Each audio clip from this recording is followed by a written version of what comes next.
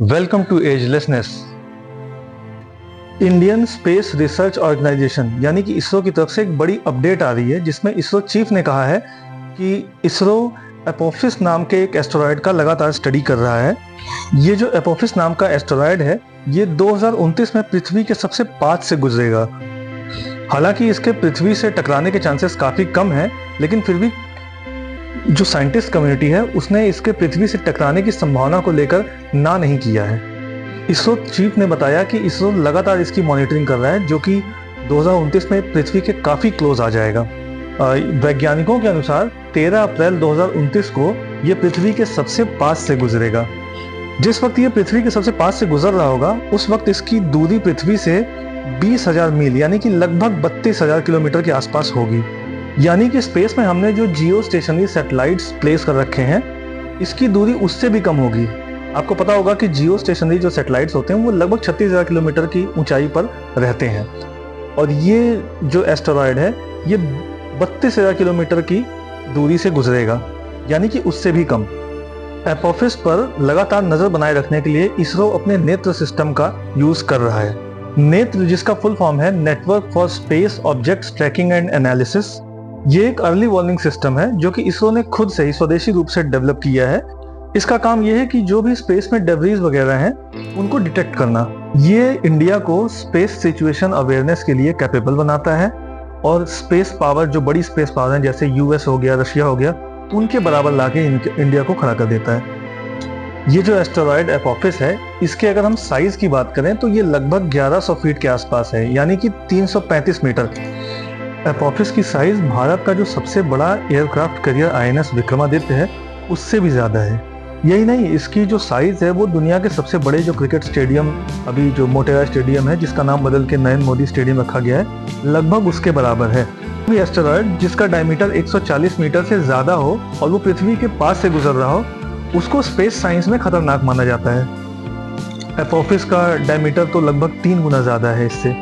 इसरो के अनुसार ऐसा कोई भी एस्टेरॉयड जिसका डायमीटर 300 मीटर से ज़्यादा हो, वो एक पूरे महाद्वीप में तबाही ला सकता है। वहीं वर्स्ट केस सिनेरियो में अगर हम बात करें, 10 किलोमीटर से भी ज़्यादा बड़ा अगर कोई एस्टेरॉयड आके अर्थ से टकरा जाता है तो ये पूरे प्लेनेट के लिए खतरा हो सकता है। महाराष्ट्र में एक लेक है लोनार। लाखों साल पहले वहाँ पर एक एस्टेरॉयड आकर गिरा था, जिसकी वजह से वो लेक बनी है, जबकि साइज में वो एक छोटा एस्टेरॉयड था। यानी कि कितना सीरियस हो सकता है अगर कोई एस्टेरॉयड आके पृथ्वी से टकराता है। तो ये जो एस्टेरॉयड है एपोफिस, इसे सबसे पहले 2004 में खोजा गया था। उस टाइम इसे पृथ्वी पर सबसे खतरनाक जो एस्टेरॉयड है उनमें से एक माना गया था, लेकिन बाद में जो रडार से जो डेटा मिले और जो इसकी ऑर्बिट का जो है विश्लेषण किया गया, उसके आधार पर मार्च 2021 में ये निष्कर्ष निकाला गया कि कम से कम अगले 1 सदी तक एपोफिस जो है वो अर्थ पर कोई प्रभाव नहीं डालने वाला है। इसरो ने अभी हाल ही में प्लैनेटरी डिफेंस नाम से एक नया डोमेन शुरू किया है, जिसके तहत इस प्रकार की जो खगोलीय घटनाएं होंगी उससे निपटने की तैयारी की जाएगी। इसका जो मेन ऑब्जेक्टिव है वो ये है कि पृथ्वी को जो बाहरी खगोलीय जो वस्तुएं हैं उनसे किस तरह से बचाया जा सके। जापान की स्पेस एजेंसी, नासा और यूरोपीय स्पेस एजेंसी लगातार इस पर नज़र बनाए हुए हैं। तो साथ ही इंडियन स्पेस रिसर्च ऑर्गेनाइजेशन के अध्यक्ष S सोमनाथ ने कहा कि इसरो भी इन लोगों के साथ साझेदारी करेगा। नासा ने ओसिरिस रेक्स नाम के एक अंतरिक्ष यान को एस्टेरॉयड बेन्नु के अध्ययन के लिए भेजा था।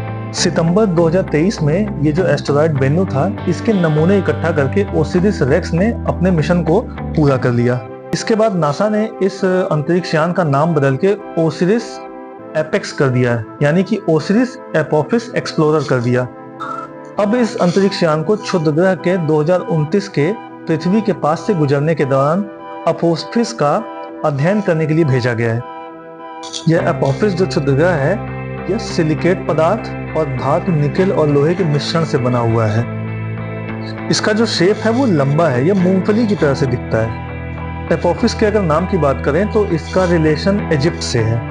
वहाँ की पौराणिक कथाओं में इसे बुराई और अराजकता का प्रतीक माना जाता है। इस एपोफिस का नाम जो है वो उस राक्षस सर्प के नाम पर रखा गया है, जिसे सूर्य का दुश्मन भी माना जाता है।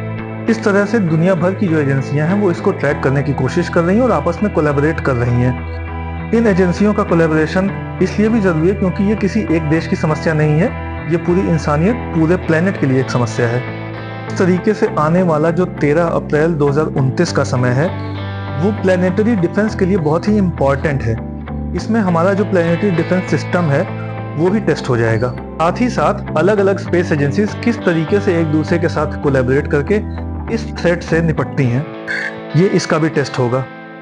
इसी तरह के और भी अपडेट्स जानने के लिए लाइक और सब्सक्राइब करें agelessness. Thank you very much.